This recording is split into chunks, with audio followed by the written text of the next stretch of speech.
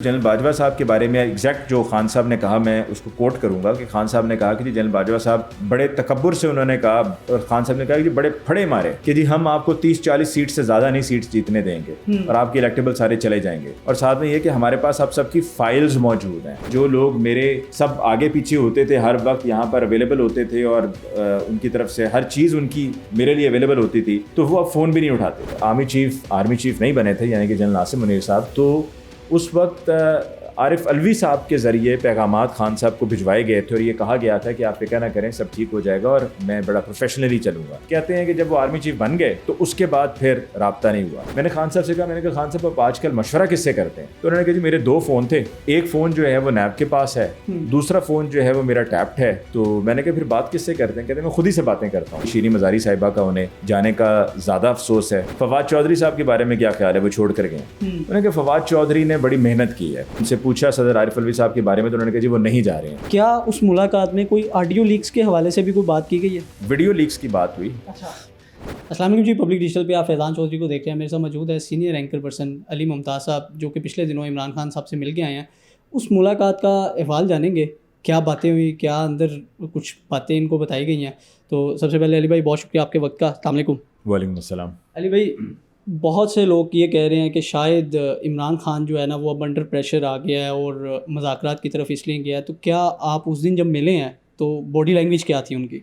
देखें, कम वक्त में मैं आपको तमाम तफसीलात बताता हूँ। सबसे पहले तो ये कि जब हम वहाँ पर गए तो हमारा भी जाने का मकसद यही था कि इमरान खान साहब से जो इतना बड़ा वाक़या हो गया है और एक ऐसी पॉलिटिकल पार्टी और ऐसी पॉलिटिकल स्ट्रगल जो कि 27 साल से हो रही है, उसमें अगर ये मैं कहूँ तो गलत नहीं होगा कि बहुत बड़ा और पहला इतना बड़ा ब्लो था पीटीआई के लिए और इमरान खान साहब के लिए कि पार्टी में जहाँ पर 27 सालों में लोग वक्फे से शामिल हो रहे थे, वहाँ पर इतनी बड़ी तादाद में एक ही मर्तबा में लोगों का जाना ये बड़ा शॉकिंग था। तो हम वो देखना चाह रहे थे कि खान साहब के जहाँ पर उनको लग रहा था कि मंजिल बड़ी करीब है, इलेक्शंस होंगे, दोबारा से पीटीआई की हुकूमत बनेगी और इतनी मकबूलियत के जो शायद पहले नहीं थी और 2/3 अक्सरियत का भी उनका जो एक ख्वाहिश या ख्वाब कह लीजिए वो पूरा होता हुआ नज़र आ रहा था। तो वहाँ पे एक बहुत बड़ा धचका था। हम जब वहाँ पर गए तो हमने सबसे पहले तो मैंने जाकर देखा कि वहाँ पर जो मेले का समा होता था, बाहर लोगों का रश होता था और नारे लग रहे होते थे, वहाँ पे खामोशी थी, सन्नाटा था। और एक तरह से कहें तो ज़मान पार्क अपनी रूटीन पर वापस आ गया। और फिर जब वहाँ पर पहुँचे तो पुलिस ने चारों तरफ से घर को घेरे में लिया हुआ था।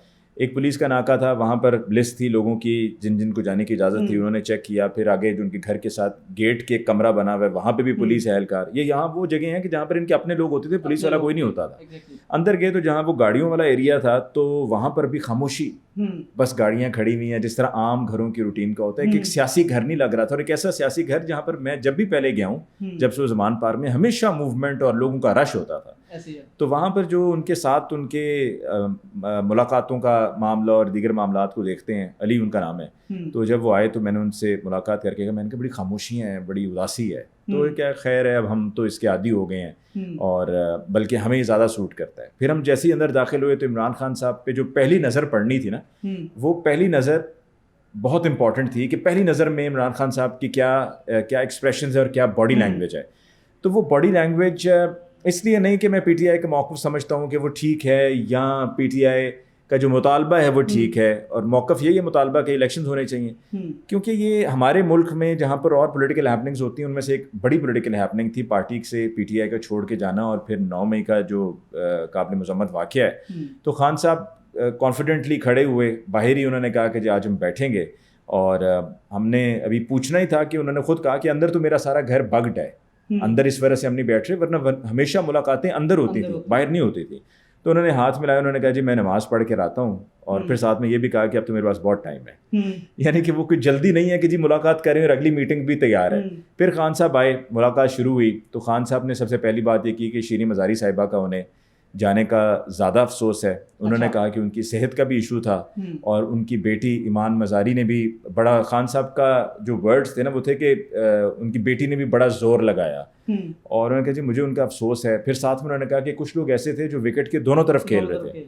तो मैंने साथ ही, क्योंकि मैं बिल्कुल साथ बैठा था, मैंने साथ ही कहा, मैंने कहा खान साहब कौन दोनों तरफ खेल रहे थे? तो उन्होंने हंसकर कहा कि चलें इस पर फिर कभी बात करेंगे। तो साथ ही एक सवाल दागा गया और उसी वक्त टाइमिंग थी उस सवाल की कि कहा गया जी फवाद चौधरी साहब के बारे में क्या ख्याल है, वो छोड़ कर गए। उन्होंने कहा फवाद चौधरी ने बड़ी मेहनत की है اور پھر اس کے بعد انہوں نے بتایا کہ جی جو گرفتاریاں ہو رہی ہیں اس میں سلمان احمد جو ان کے پرانے ساتھی ہیں جنون والے، تو Salman Ahmed U S national ہیں انہوں نے کہا، اور وہ وہاں پر ہیں، اور یہاں پر ان کے 2 بہنوئی ہیں ان کو اٹھا لیا گیا، اور سلمان احمد سے کہا گیا کہ جی آپ یہ 9 مئی کے واقعے کی مذمت کریں ایک ویڈیو میسیج میں، اور آپ پاک فوج کے حق میں بیان دیں، ویڈیو ریکارڈ کریں، اس کو آپ اپنے ٹویٹر اکاؤنٹ پر اپلوڈ کریں، تو آپ کے دونوں بہنوئی ہم چھوڑ دیں گے۔ کہتے ہیں جی انہوں نے ان کی بات کو مانا اور وہ ویڈیو اپلوڈ کر دی۔ ویڈیو اپلوڈ کرنے کے بعد وہ کہتے ہیں جی اب بھی نہیں ہم چھوڑیں گے، اپنے ٹویٹر کا پاسورڈ دیں۔ اچھا، تو انہوں نے کہا جی سلمان خان صاحب نے بتایا کہ سلمان احمد اس بات پر اڑ گئے، انہوں نے کہا جی یہ تو میں نہیں دوں گا۔ پھر انہوں نے کہا جی جو لوگ چھوڑ کر جا رہے ہیں میرے لیے تب ہمارے لیے مسئلہ ہو کہ جب لوگ عوام ہمیں چھوڑ کر جانا شروع ہو جائے۔ ان سے پوچھا میں نے کہ کیا آپ پریشان ہیں؟ تو خان صاحب نے کہا کہ جی میں پریشان نہیں ہوں، PMLN پریشان ہے کیونکہ ان کا ووٹ بینک کم ہو رہا ہے۔ پھر ان سے سوال یہ بھی پوچھا گیا کہ کیا انٹرنیشنل بات ہوئی، تو انہوں نے کہا جی US کا PDM پر کوئی پریشر نہیں ہے۔ پھر ان کی طرف سے یہ بھی کہا گیا کہ صدر عارف علوی صاحب نہیں جا رہے ہیں، یعنی کہ ان سے پوچھا صدر عارف علوی صاحب کے بارے میں تو انہوں نے کہا جی وہ نہیں جا رہے ہیں۔ پھر عمران خان صاحب نے کہا کہ جی میں اپنے گھٹنے کیوں ٹیک دوں، یا میں کس بات کی معافی مانگوں، میں نے کیا کیا، اور اگر یہ سمجھتے میں گھٹنے ٹیک دوں گا تو ایسا نہیں ہے۔ میں نے یہ بھی پوچھا کہ کیا عقیل کریم ڈیڈی صاحب کوئی پیغام لے کر آئے تھے، انہوں نے کہا جی ایسا بھی نہیں ہے۔ پھر پوچھا گیا کہ کیا کوئی رابطے ہیں، کوئی بات چل رہی ہے کسی طرف، انہوں نے کہا جی یہ بھی نہیں ہے۔ اسٹریٹجی کا تو انہوں نے اسٹریٹجی کا پوچھا گیا کہ کیا اسٹریٹجی ہے، تو انہوں نے کہا جی آگے کا تو اللہ جانتا ہے۔ اور ان کی طرف سے کہنا تھا کہ جی جب آرمی چیف نہیں بنے تھے یعنی کہ جنرل عاصم منیر صاحب، تو اس وقت عارف علوی صاحب کے ذریعے پیغامات خان صاحب کو بھجوائے گئے تھے، اور یہ کہا گیا تھا کہ آپ فکر نہ کریں سب ٹھیک ہو جائے گا اور میں بڑا پروفیشنلی چلوں گا۔ کہتے ہیں کہ جب وہ آرمی چیف بن گئے تو اس کے بعد پھر رابطہ نہیں ہوا۔ پھر خان صاحب نے یہ بھی کہا کہ کرنل ہاشم ڈوگر صاحب جو ہیں، جو PTI کے پروونشل منسٹر بھی رہے ہیں، کرنل ہاشم ڈوگر صاحب بھی پیغامات لے کر آتے رہے ہیں اور میسیجز پہنچتے رہے ہیں خان صاحب تک جنرل عاصم منیر کے۔ اچھا، اس کے علاوہ خان صاحب نے یہ کہا کہ اگر میں کوئی جلسہ یا جلوس ریلی کی بات کی گئی وہاں پہ، تو انہوں نے کہا جی دیکھیں ہم نے مرید کے پہ کرنے کی کوشش کی، تو ہم نے ریکویسٹ دی ایڈمنسٹریشن کو، انہوں نے ریجیکٹ کر دیا، ہم نے ہائی کورٹ میں اس پہ پٹیشن کی، وہ وہاں پہ بھی ہماری درخواست کو مسترد کر دیا گیا۔ تو خان صاحب یہ جب باتیں کر رہے تھے تو ایسا نہیں تھا کہ خان صاحب کوئی بڑے گھبرائے ہوئے ہیں یا پریشان ہیں۔ میں نے خان صاحب سے کہا، میں نے کہا خان صاحب آپ آج کل مشورہ کس سے کرتے ہیں، ایڈوائس کس سے لیتے ہیں؟ تو انہوں نے کہا جی میرے 2 فون تھے، ایک فون جو ہے وہ نیب کے پاس ہے، دوسرا فون جو ہے وہ میرا ٹیپڈ ہے۔ تو میں نے کہا پھر بات کس سے کرتے ہیں؟ کہتے ہیں میں خود ہی سے باتیں کرتا ہوں آج کل۔ تو خان صاحب نے کہا کہ جی دیکھیں ہم نے مشکل وقت دیکھا ہے، لیکن یہ پوچھا گیا کہ کیا کوئی ڈیوائن انٹرونشن ہوگی، تو خان صاحب نے کہا کہ جی ہوتی ہی ڈیوائن انٹرونشن ہے۔ تو ملاقات میں نے جو اسیس کیا وہ یہی ہے کہ خان صاحب ابھی تک اپنے موقف پہ ڈٹے ہوئے ہیں، کیونکہ خان صاحب نے یہ بھی کہہ دیا کہ جی مجھے باہر جانے کی کوئی آفر نہیں ہوئی ہے، اور بلکہ میں تو خوش ہوں کہ میرا نام ECL پہ ڈال دیا گیا۔ اچھا علی بھائی، کیا اس ملاقات میں کوئی آڈیو لیکس کے حوالے سے بھی کوئی بات کی گئی ہے؟ ویڈیو لیکس کی بات ہوئی۔ اچھا، انہوں نے کہا کہ جب جنرل ریٹائرڈ قمر جاوید باجوہ صاحب آرمی چیف تھے تو کہتے ہیں کہ جی میری جب ان سے ملاقاتیں ہوئیں، اور آپ نے بھی پہلا سوال مذاکرات کا بھی کیا تو میں اس کا بھی جواب ساتھ میں دیتا ہوں۔ انہوں نے کہا جی جو آڈیو جنرل باجوہ صاحب سے جو ملاقات ہوئی وہ ملاقاتیں اسی لیے تھیں کیونکہ آپ ہمیں ابھی کہہ رہے ہیں کہ مذاکرات کی طرف جائیں آپ، تو وہ مذاکرات ہی کے لیے تو ملاقاتیں تھیں، اور پھر اسی طرح سے جو ابھی میں نے کمیٹی بنائی تھی فواد چودھری شاہ محمود قریشی کی PDM سے مذاکرات کے لیے، تو وہ بھی مذاکرات کے لیے تھی۔ اور اس وقت جنرل باجوہ صاحب سے جب ملاقات ہوئی تو جنرل باجوہ صاحب کے بارے میں ایگزیکٹ جو خان صاحب نے کہا میں اس کو کوٹ کروں گا کہ خان صاحب نے کہا کہ جی جنرل باجوہ صاحب بڑے تکبر سے انہوں نے کہا، اور خان صاحب نے کہا کہ جی بڑے پھڑے مارے کہ جی ہم آپ کو 30-40 سیٹ سے زیادہ نہیں سیٹس جیتنے دیں گے، اور آپ کے الیکٹیبل سارے چلے جائیں گے، اور ساتھ میں یہ کہ ہمارے پاس آپ سب کی فائلز موجود ہیں۔ اچھا، ہم سب کی فائلز موجود ہیں۔ تو پھر اس پر میں نے پوچھا، میں نے کہا جی وہ افتخار درانی صاحب کی ویڈیو آئی ہے، تو خان صاحب کو نہیں معلوم تھا کہ ویڈیو آئی ہے، کون سی آئی ہے، تو مجھے تو علم نہیں، اور واقعی میں جنرلی انہیں نہیں تھا۔ تو انہوں نے کہا جی دیکھیں یہ وہی بات ہے نا جو جنرل باجوہ نے کہا تھا کہ جی ہمارے پاس فائلز موجود ہیں، تو یہ اسی فائلز کی کڑی ہے۔ تو خان صاحب نے یہ بھی بتا دیا کہ جہاں تک یہ آڈیو اینڈ ویڈیو لیکس کی بات ہے، اور دوسری طرف خان صاحب نے یہ بھی بتا دیا کہ جی مذاکرات کی جو بات اب آپ کہہ رہے ہیں نا کہ جی اب مذاکرات کیے جا رہے ہیں، یہ مذاکرات کے لیے کہا جا رہا ہے، تو یہ شاید اس وجہ سے کہ کیونکہ وہ کمزور پڑ گئے ہیں، تو وہ کہتے ہیں جی مذاکرات کے لیے تو میں پہلے بھی کہتا تھا کہ جب میں پوزیشن آف اسٹرینتھ پہ تھا، یعنی کہ جب ہماری پنجاب میں گورنمنٹ تھی اس وقت ملاقاتیں بھی کی گئیں جنرل باجوہ سے، اور پھر جب ہماری گورنمنٹ ختم ہو گئی تو ختم ہونے کے بعد پھر پی ڈی ایم سے بھی مذاکرات ہوئے. جب الیکشنز کا معاملہ چل رہا تھا, سپریم کورٹ کی طرف سے فیصلہ آ چکا تھا کہ جی آپ 14 مئی کو انتخابات کروائیں, تو تب بھی یہ مذاکرات ہوئے. تو مذاکرات تو وہ پہلے بھی کرتے آ رہے ہیں, ایسی بات نہیں ہے کہ بالکل کوئی نئی بات ہے کہ مذاکرات کی طرف جا رہے ہیں. اچھا, اب انہوں نے سننے میں یہ آ رہا ہے اور شاید غالباً انہوں نے اعلان بھی کر دیا کہ ان کے اگر وہ نااہل ہو جاتے ہیں تو پارٹی شاہ محمود قریشی صاحب دیکھیں گے, اور اگر پارٹی ہی بین ہو جاتی ہے, کوئی اس طرح کا سوال کیا گیا ان سے؟ دیکھیں پارٹی کے بین ہونے کی بات تو نہیں انہوں نے کی, لیکن میں نے ان سے پوچھا کہ میں نے کہا جی اگر آپ نااہل ہو جاتے ہیں تو پھر پارٹی کو کون لیڈ کرے گا؟ تو انہوں نے کہا جی شاہ محمود قریشی. جس پر میں نے کہا کہ مراد سعید صاحب کے بارے میں آپ کی کیا رائے ہے؟ تو انہوں نے کہا جی وہ فیوچر لیڈر ہیں. ٹھیک ہے.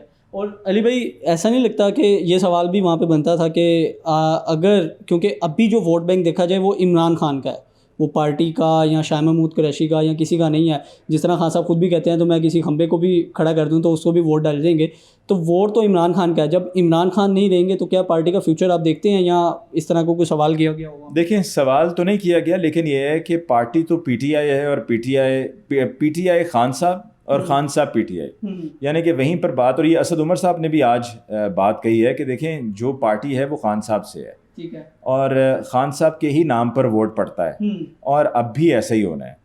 تو خان صاحب جو ہیں وہ اس چیز کو لے کر کانفیڈنٹ ہیں. پھر القادر ٹرسٹ کی بھی انہوں نے بات کی کہ دیکھیں القادر ٹرسٹ کا جو کیس بنایا گیا ہے, انہوں نے کہا جی میری جو اہلیہ ہیں ان کے 2 اریسٹ وارنٹس جاری ہوئے. انہوں نے کہا جی وہ یہاں پر جب سے ہم زمان پارک میں ہیں تو ایک ہی کمرے میں وہ کی حد تک محدود ہیں. انہوں نے کہا جی جس طرح میرے دل کے قریب تھا شوکت خانم, کیونکہ ان کی والدہ کو کینسر تھا اور کینسر سے ان کا انتقال ہوا, تو مجھے اس میں دل سے میں نے دلچسپی لی کہ میں اس پروجیکٹ کو کامیاب بناؤں. اسی طرح ان کا یہ کہنا تھا کہ میری اہلیہ ان کی چونکہ اسٹڈی ہے سیرت النبی کی, تو اس کی وجہ سے وہ ان کے دل کے قریب تھا ایک پروجیکٹ, ایک معاملہ, تو اس لیے اس کو ٹیک اپ کیا گیا. انہوں نے کہا جی جو ڈیڈ ہے, جو ٹرسٹ ڈیڈ ہے, اس میں کلیئرلی لکھا ہوا ہے کہ کوئی ٹی اے ڈی اے, کوئی ڈیویڈنڈ, کوئی تنخواہ نہیں دی جائے گی. تو خان صاحب نے کہہ دیا کہ جی دیکھیں اس طرح کی یہ کیسز جو بنائے جا رہے ہیں یہ صرف اور صرف پولیٹیکلی وکٹمائز کرنے کے لیے کیے جا رہے ہیں. میں یہاں پر ایک اور بات بھی واضح کر دوں, کیونکہ یہ بات مجھ سے سوال میں اس لیے نہیں پوچھی جائے گی کیونکہ یہ بات ہوئی نہیں, لیکن سوشل میڈیا پہ کچھ لوگ ایسے ہیں جو پروپیگنڈا آپ اسے کہہ دیں یا اپنے پاس سے خود من گھڑت چیزیں بنا کر وہ پیش کر رہے ہیں. خان صاحب نے بالکل بھی نہیں کہا ہے کہ میں کوئی سرپرائز دوں گا. خان صاحب نے بالکل نہیں کہا کہ میں کوئی سرپرائز دوں گا یا میں سرپرائز دینے جا رہا ہوں, کیونکہ سیٹرڈے نائٹ جو ایک لیٹ نائٹ پریس کانفرنس ہوئی اس سے پہلے کچھ ٹویٹس آئیں برطانیہ سے جس میں کہا گیا کہ جی, اور پاکستان سے بھی آئیں کہ خان صاحب نے کہا میں سرپرائز دوں گا, تو یہ ہم نے دیکھے پکڑ لیا اور یہ وہ سرپرائز کی جو بات ہو رہی تھی اس کو اس کے ساتھ جوڑا. خان صاحب نے کوئی سرپرائز کی بات نہیں کی. اور میں یہاں پر ایک اور بات بھی ایڈ کر دوں کہ سوشل میڈیا پہ کچھ لوگ یہ بھی اپنے پاس سے خود سے چیزیں کریٹ کر کے لگا رہے ہیں کہ جی خان صاحب نے کہا کہ جو لوگ میرے سب آگے پیچھے ہوتے تھے, ہر وقت یہاں پر اویلیبل ہوتے تھے اور ان کی طرف سے ہر چیز ان کی میرے لیے اویلیبل ہوتی تھی, تو وہ اب فون بھی نہیں اٹھاتے. تو خان صاحب نے ایسا بھی کچھ نہیں کہا. خان صاحب نے ایسا بالکل کچھ نہیں کہا کہ جی وہ فلاں مجھ سے اب لوگ فون پہ بات نہیں کرتے یا میں فون میرا اٹھاتے نہیں ہیں, اس طرح کی کوئی بات نہیں ہوئی ہے. اچھا, جن کا آپ نے ذکر کیا کہ لیٹ نائٹ ایک پریس کانفرنس ہوئی, رانا صاحب نے اس پریس کانفرنس میں کہا ہے کہ وہ کچھ صحافیوں کی جو ملاقات ہوئی تھی وہ اسی مد میں ہوئی تھی. تو کیا کوئی ایسا معاملہ واقعی وہاں پہ ڈسکس ہوا تھا جس کا وزیر داخلہ ہیں وہ مطلب ایک ایسی پوسٹ پہ ہیں کہ وہ کوئی بات ویسے تو کر نہیں سکتے؟ دیکھیں جس معاملے پر 2 ایشوز تھے نا جس پہ پریس کانفرنس ہوئی رانا ثناء اللہ صاحب کی طرف سے, ان دونوں میں سے کسی پر بھی بات نہیں ہوئی. پوری وہاں پر اس تقریباً 1.5 گھنٹے کی ملاقات میں جو عمران خان صاحب سے وہاں پر ہوئی, رانا ثناء اللہ صاحب نے جو ایک بات یہ کہی کہ جی خدا نخواستہ کسی کے ساتھ زیادتی کی جائے گی یا فائرنگ والی بات جو انہوں نے کی, ایسی بات چھڑی نہیں, کوئی بات ہوئی نہیں. خان صاحب نے اس طرح کی بالکل کوئی بات نہیں کہی ہے, یہ سب جھوٹ ہے. اچھا, آخر میں عمران ریاض بھائی کے بارے میں جاننا چاہوں گا کیونکہ ابھی تک اسٹل نہیں پتا وہ کہاں پہ ہیں. تو چونکہ آپ کے ٹویٹر اکاؤنٹ سے کچھ ٹویٹس آتے رہے ہیں کہ وہ ٹھیک ہیں, خیریت سے ہیں, باقی خبر بعد میں سرپرائز اس طرح کا, ابھی ان کی حالت کس طرح کی ہے؟ دیکھیں یہاں پر ایک اور بات, کیونکہ ابھی پچھلی جو 2-3 باتیں ہوئی ہیں اس میں ہم نے لوگوں کے سوشل میڈیا پہ لکھے ہوئے جو جھوٹ ہیں ان پر بات کی ہے, تو میں یہاں پر ایک اور ایڈ کر دیتا ہوں کہ جو لوگ یہ کہہ رہے ہیں کہ جی خدا نخواستہ عمران ریاض خان کے ساتھ ٹارچر ہوا ہے یا بڑی بری حالت ہے, تو یہ سب جھوٹ ہے.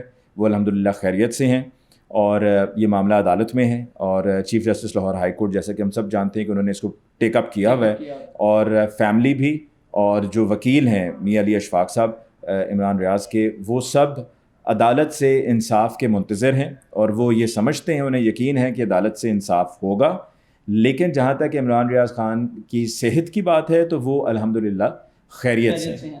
بہت شکریہ علی بھائی آپ کے وقت کا. علی بھائی نے ڈیٹیل میں ساری چیزیں بتائی ہیں کہ عمران خان صاحب سے کیا باتیں ہوئی تھی, ملاقات کا حال احوال سب کچھ بتایا ہے, اور آخر میں عمران بھائی کس طرح سے ہیں اور ان کی طبیعت ٹھیک ہے یا نہیں وہ بھی بتایا. تو مجھے دیجیے اجازت, اللہ حافظ.